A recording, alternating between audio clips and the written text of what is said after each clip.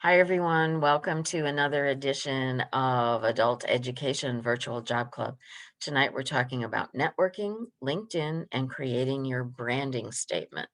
So, I'm going to start by sharing my screen.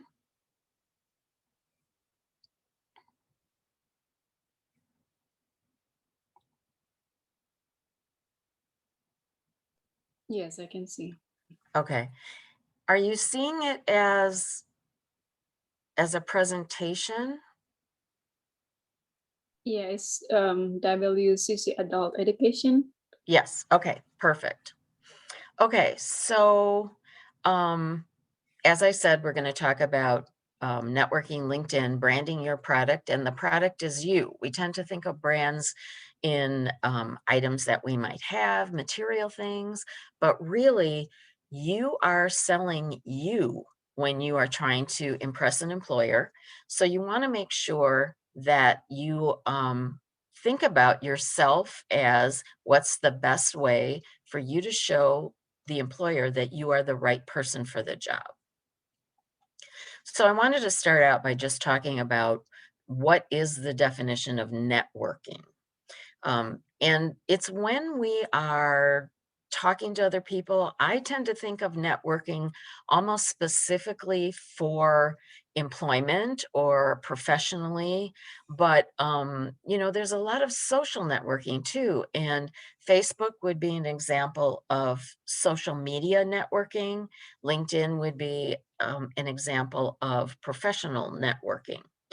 So, going on to what is the purpose of networking, it's it's how you can build the group of people who you do business with in a way so that you might have a service that they might have a service that you might need. In terms of career building, we want to network with people who either have jobs similar to what we want to do, or they have jobs or they work for the company that we hope to work for. And so, one of the ways that seems to be the most common, most popular way of networking media. You can, if you wanted to network in person, there's a lot of professional organizations that you could join, and that's how you could network in person. But if you are a media person, the most popular way these days is LinkedIn. And it's a social network, but it's primarily business. I like it because it is not as formal. So when we talk about the restrictions of what we put in our resume and we make sure we don't have too much room and using the exact right verbs and making sure that our skills match exactly to the job description that we're applying for, in a business social network, it can be a little bit more casual, and you can talk about more things than you could possibly put on your resume. So one of the so some of the purposes are you can build your list of who your contacts are, and then they have contacts. And you can also search for either people who have the job that you want or work for the company that you want. You can try and search for people who you've worked with throughout your career that maybe you've lost touch with. So, um, and it's a way for you to post so that people that are your contacts can share your information and their contacts can see your post. So you're really building, as we say, a network of people. Um, it's also used for companies, employers who have jobs that they're looking to fill, as well as those of us that are looking for a new job. So it's really a great tool. Tonight, we Jerry, who was going to be with us tonight, is unable to join us. Jerry Wang, who is the one-stop operator manager for WorkNet Batavia. If you look over at the side, on the right side there of this slide, it shows all the different partners. He's going to give us a little brief overview of that. I'm going to play a video of another time, a recording from another time that he presented with us, but I wanted to make sure that his contact information was on here. I will also give you a copy of his slides that I also have when I send out the PowerPoint for this presentation. So now I'm going to stop this share and start a new share with, I hope this is it. Okay, so this is the video of Jerry, and as soon as I get it started, I'll enlarge it.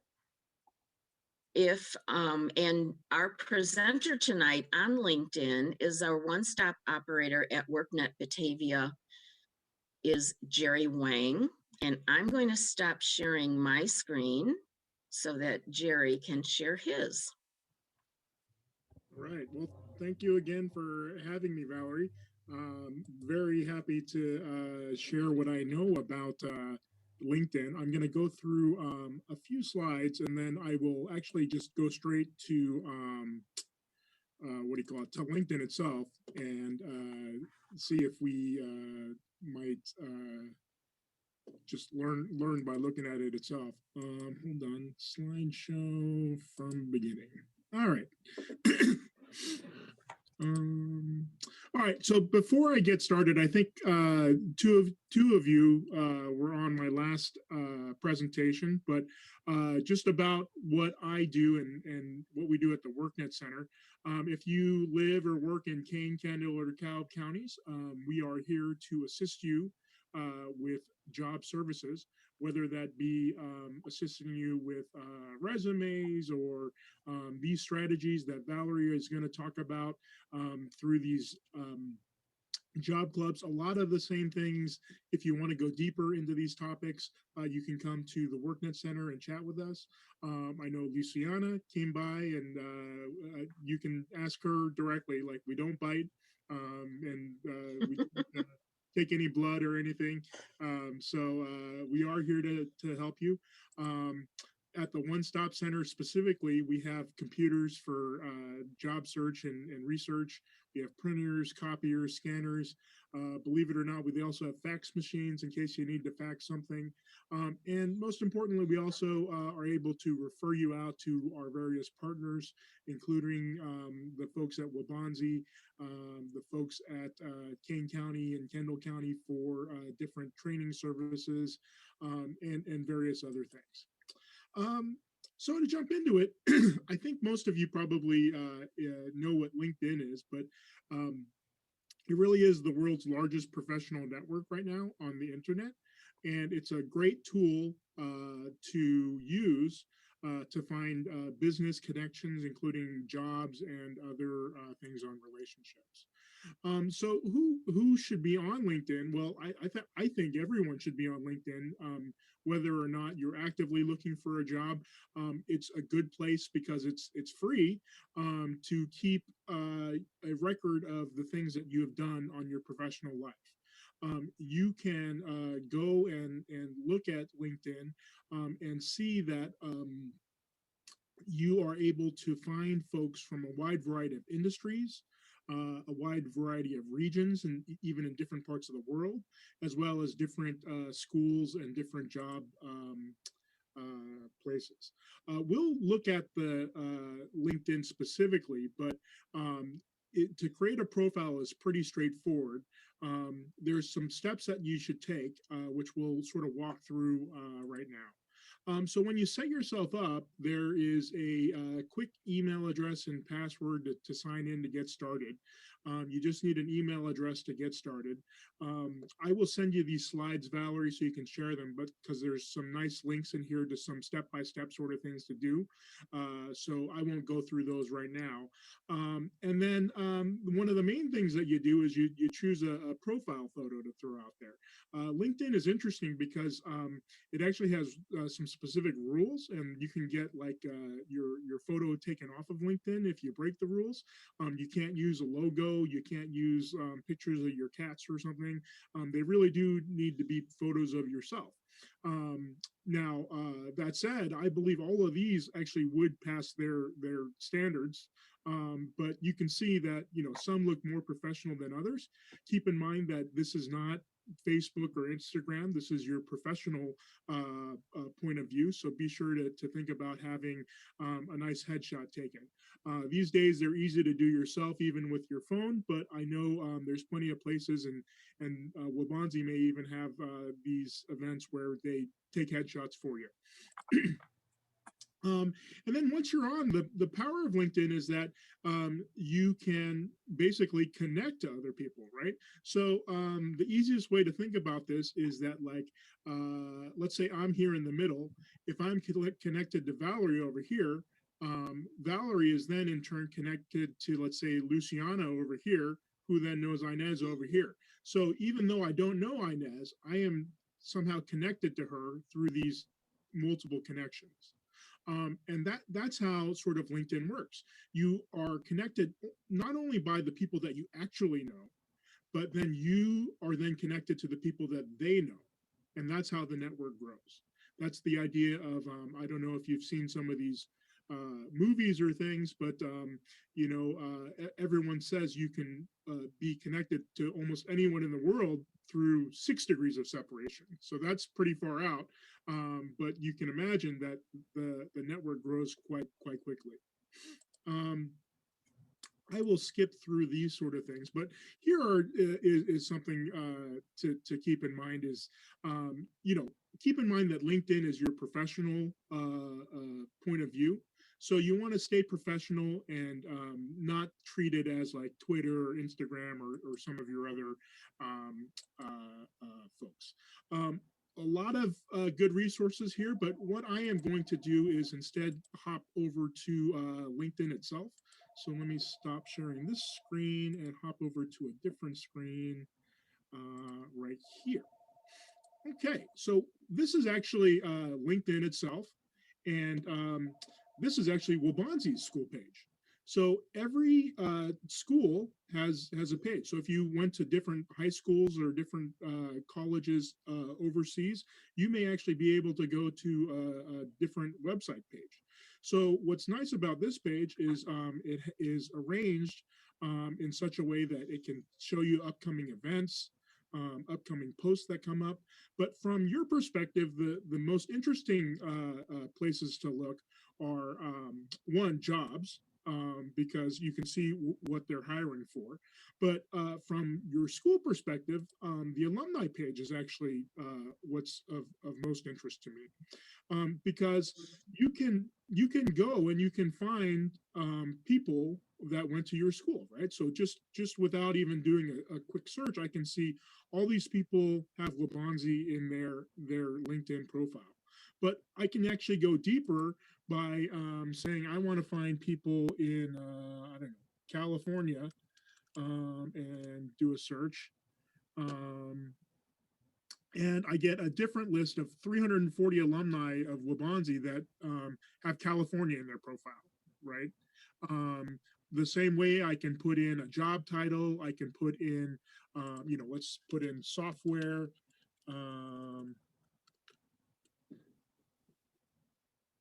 So this is now software, and whoops, I spelled it wrong. Let me clear that. But you can see the point is that it's a powerful tool to find folks. Now, I had actually asked Valerie, and it sounds like they're working on something called a alumni directory.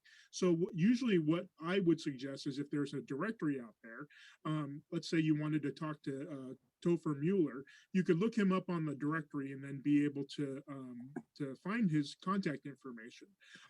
That doesn't sound like it exists right now at Waubonsie, but so what you can do instead is you can click on his profile, and you can see there's a couple different ways. You can look at his contact info, and you can see, in this case, he has a Twitter profile out there. So if you're on Twitter, you can go on there and do a direct message to him. Or you can use his messaging button.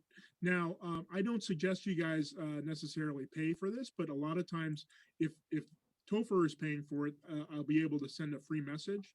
And if I can't message him directly, I can always try to connect with him. And when I try to connect with him, that would add him to my network. But as I'm inviting him to connect, usually what I would do, especially if it's an alumni of a school I went to, would be to say something to the effect of, "Hi Topher, my name is Inez. I'm going to Waubonsie now. I see that you graduated from Waubonsie. I would love to talk to you about what you're doing now in your work. Would you mind connecting with me?" And then you would connect and then try to have that sort of informational sort of interview. So I'm sure Valerie will chat about informational interviews later, but I think that was sort of the main point of what you can do on LinkedIn. LinkedIn is also very powerful because if you go to the jobs area here, it has a set of job searches that you can do. Recruiters like to use LinkedIn because they like to see who you know on LinkedIn and which professional profiles you are in. Let's see what else I want. Oh, I did pull up, this is somebody I know, Rudy, who actually went to Waubonsie, and I wanted to show you what a profile might look like. So when you set up your profile, you get to make kind of a summary statement or an about statement. In Rudy's case, he talks about how he's helping customers with career services and whatnot. And then you have a section that looks very much like a resume, but it's a little bit different because it's all your work experience at different places. What's different about it is in these spaces, you're free to say almost whatever you want, right? So you can add links, you can put more information here. And in this case, like in Rudy's case, I know for a fact that not all of these jobs are on his resume, but they can be on his LinkedIn, right? So this is where you can have other things that are about you that are on your LinkedIn profile. So that is sort of like my quick overview of LinkedIn. Again, I think that the best thing you can do is to start a LinkedIn profile and then kind of play around with it to see who you can connect to. It's easy to connect to folks like myself or people at school or other students to start out with. And I would say that the easiest way to start meeting people on LinkedIn is probably going through, like I said, the alumni, because if you can imagine, if somebody from Waubonsie called you and said, "Hey, I'm currently at Waubonsie and I would love to find out more about Columbia. Would you be willing to have a conversation?" That might be something that would be easy for you to say yes to, right? Versus someone out of the blue texting you and saying, "Hey, I see you seem Colombian. Maybe we should have a conversation about Colombia." Cool. Well, I'll stop sharing my screen and just throw it out there. Any questions about LinkedIn, how to use it, how to get deeper into it? Yes, I have a question. Can I add like volunteer in LinkedIn? For example, I'm volunteer for feed starving children. Can I add this in LinkedIn? Yeah, absolutely. You can add almost any sort of experience. There's actually different sections where if you want to put it in as volunteer experience, you can add it as volunteer experience. And Okay. add as much detail as you like in terms of what you did. You know, if you said, "Hey, I packed food for X number of folks," or whatever it is that you want to add. Okay. But yeah, it like think about it as like you know, if you were to write everything possible like on your resume, but of course you can't because you know people only spend 7 seconds on your resume, so you can't have a 10-page resume. Yeah. You might put all your things here, because you know that if they're interested in your one-page resume, they might go to your LinkedIn and see the deeper details of some of your experience. Okay. Okay. More details. And like I said, Luciana knows if you need help with this stuff, you're free to contact me or come into the WorkNet Center. Like I said, in the PowerPoint, there's a lot of good sort of YouTube videos that we pulled out a couple that we thought were particularly good in terms of getting started. So yeah, I encourage you to jump in and get started on this.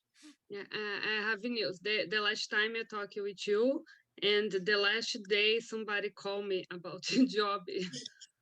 Wow. So it Ye- works. You just got to come in. Yes, it's working. Yes, for LinkedIn. Yes, they saw it, LinkedIn. Yes.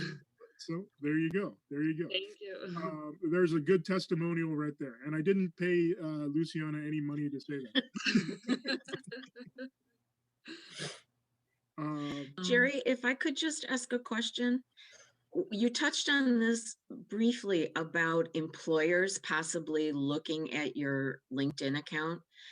Would you say that when people are hiring now, it is just standard procedure that they look at all social media, not just professional? Yeah, I think that's a great point, Valerie. I think the first thing if I would do if I get past an initial conversation with somebody is just Google them, right? So when you Google someone, usually their LinkedIn, their Facebook, their social media accounts come up first, and this is a conversation we have mostly with younger adults, but also it's worth having with anyone who is job searching. Is that be sure that all of your social media is safe for work, as they say. Set them private for certain things if they're not saying professional things. These days also, like, you don't have to have a silly Gmail address because it's free to get a new email account. So make sure you're using a account that has your name and it's not BearsFan47 at hotmail.com. Usually people are looking for Gmail, Yahoo, iCloud, or Microsoft as the key email places. But good question, Valerie. Other questions?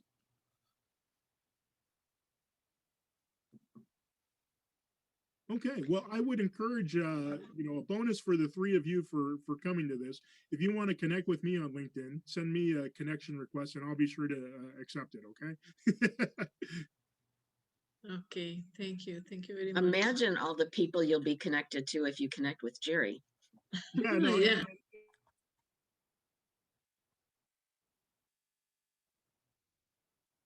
Uh,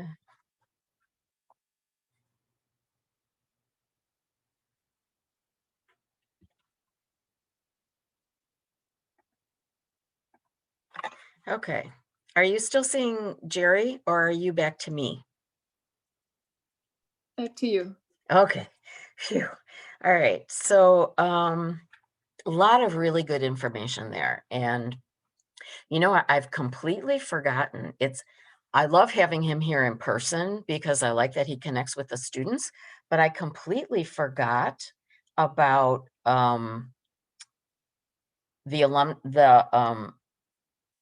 possibly making sure that you have a professional picture, as well as doing a Google search on yourself. That is a great idea because you never know what could be out there, and at least you'll know what employers are going to see about you. So I'm going to go back into the PowerPoint. We have the branding statement left to cover.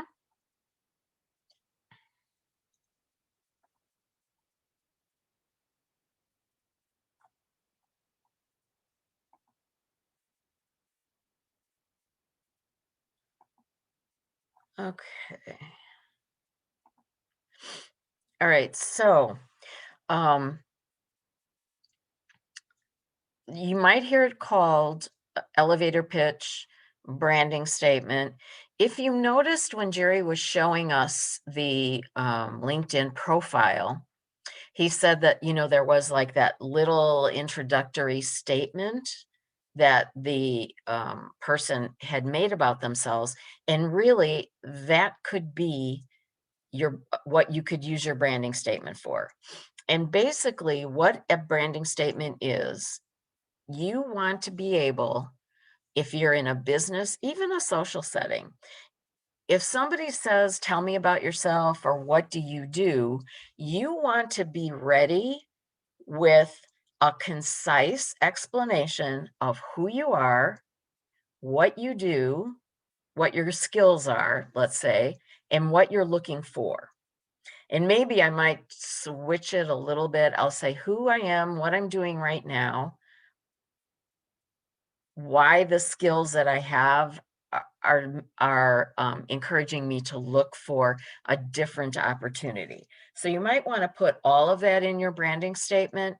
You want to make sure that whatever your branding statement might be, the very first time that you get to make an impression on anyone. So let's say you're in a social setting and you're talking, they ask, so what, usually lots of times people will say, what keeps you busy during the day, or what do you do?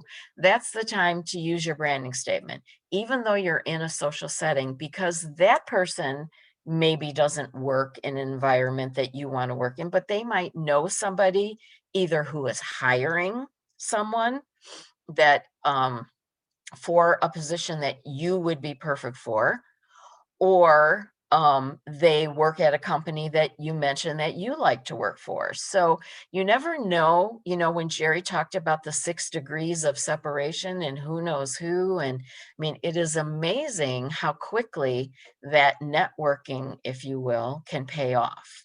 So you want to make sure that when you develop this statement, that you do it in such a way that it leaves a very positive impression with whoever you say it to. Okay. And you want to make it almost like a teaser, where you give enough information that makes them interested and want to ask more.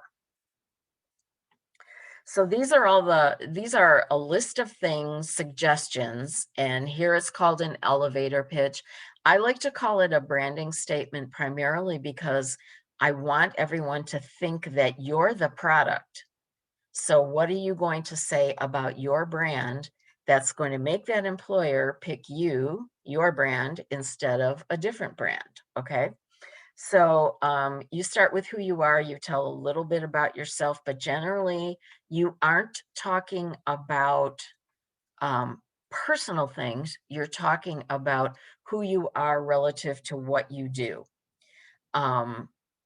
When number 2 here, where it says write about what you do and how you do it, if you have a specific way, if say you are you work in a field that is just kind of becoming digitalized, and you were someone who was a key person in helping that happen, you would want to talk about you're excited about the fact that things are going digital even faster. You want to, anytime, we've talked about this before, anytime that you can express results that you have gotten or the company has experienced because of an idea or a process that you have changed, or what makes you uniquely qualified for whatever the position is. So if there's a position that let's say your current position, you work independently, it's kind of computer related, you don't deal with a lot of people right now.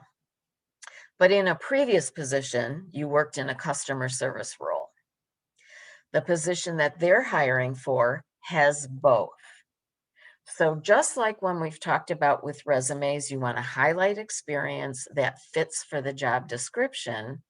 You want to highlight that, well, currently you're building those skills, you're helping your company move ahead digitally, but that what makes you uniquely qualified for that position is that you've also had several years of customer service or, product management where you dealt with employers. So, think about who you're talking to or going to be talking to when you're forming, and what you want to do when you're forming your branding statement. Make sure that you write it down. And just like we talk about with, put down all the ideas that you might have, and then we'll edit them. Okay, so think about when we were working on, last time we talked about skills and how we write our skills. And we looked at, as an example, a salesperson, and career coach must list at least 15 different skills. Well, you're going to want to choose the ones that you think fit you the most and are the most commonly sought after. Communication is always huge. Anytime you can give an example of problem solving, that's a fantastic thing to have in there. So those are the kinds of things that you want to look for. But remember, you might forget something that was part of your job. So list all the things that you might say about yourself, and then go back to number 4, edit. You want this to be, they say 30 to 60 seconds is how you want this to go. So roughly the time of writing in an elevator. That's where the elevator pitch came from. So you want it to be concise, but you want it to say the things that are important for you to get across. The good conversation starter at the beginning, think about yourself. We'll look at some other examples. But you want to make this like it just kind of flows, as if I said, "How are you today?" And then you would have an answer for me about how you are. That's the same way when you're telling them who you are or what you do when you're talking about a branding statement. You want to practice saying it. Remember, we've talked before about how it's a good idea to write it down, edit it, and then practice saying it over and over again. And some of these were when we talked about preparing for the job interview. We know that there are at least 10 common questions that get asked over and over again. So, you can write what you think is a great answer for that, and then practice saying it. You want to record this elevator pitch or branding statement because you want to hear what you sound like. You want to sound enthusiastic.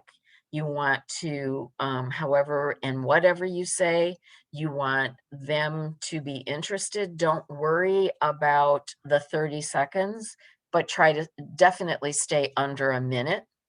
Because the last thing you want to do is be rushing through so that you get it under 30 seconds and then they don't even know what you said. So 30 to 60 seconds is fine. And make sure you practice, and practice out loud, not just rereading what you said. Oops.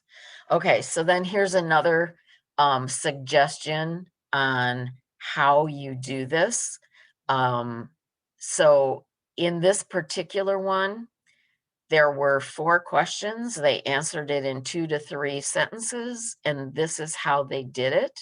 So you're going to tell them who you are, what your areas of focus are, what your experiences have been, and what your strengths are. And if we look at, I'm going to move some windows around here. If we look at how this person wrote this, this was as if the person went to Waubonsie. So, hi, my name is, and I'm a soon-to-be graduate of the GED program. So even if you're not in GED and you're in English language acquisition, if you want to tell them that you have education from another country and you've been attending Waubonsie to increase your English language ability, this is the place to say it, and you say it's at Waubonsie. If you currently have a job this is the next sentence is where you would say what your job title is. And then notice about how it says that they are, I just lost my place here, sorry. Oh, successful in problem solving and communicating, and interested in their organization. And I've got something blocking what it says there. And interested in joining their organization because they make meeting the needs of customers a priority.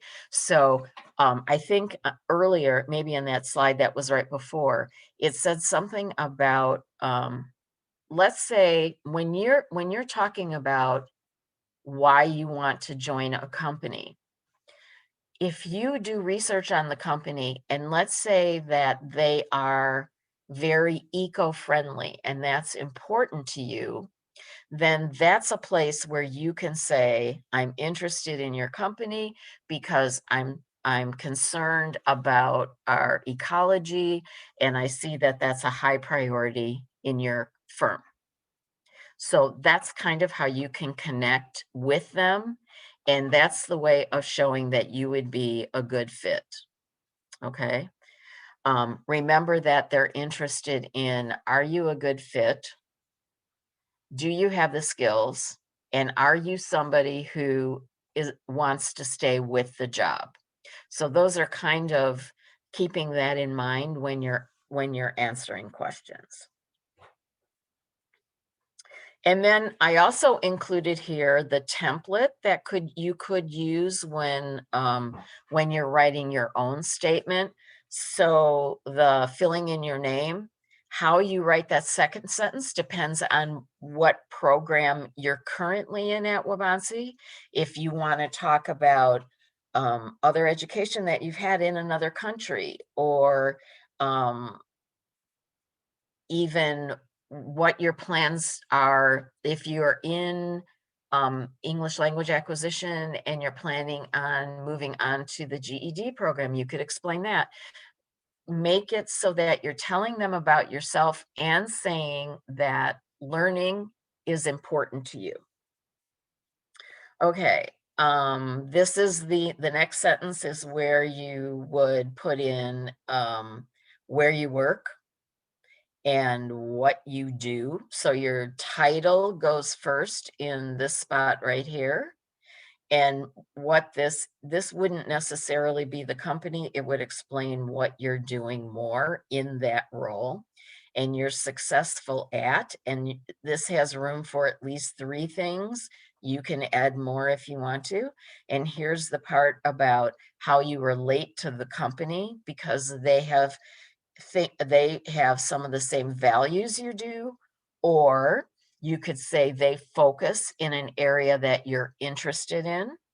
And I'm happy to meet with anyone on trying to create this relative to the position that you're looking for.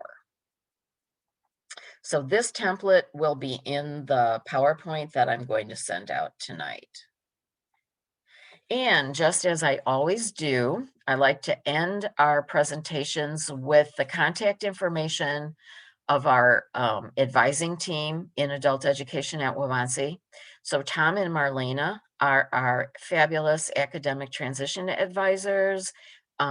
If you have any questions about training programs or going on to certificate or short-term programs, some of the CTE programs, or how can you transition from our program to college programs, they are the person who can help you with that.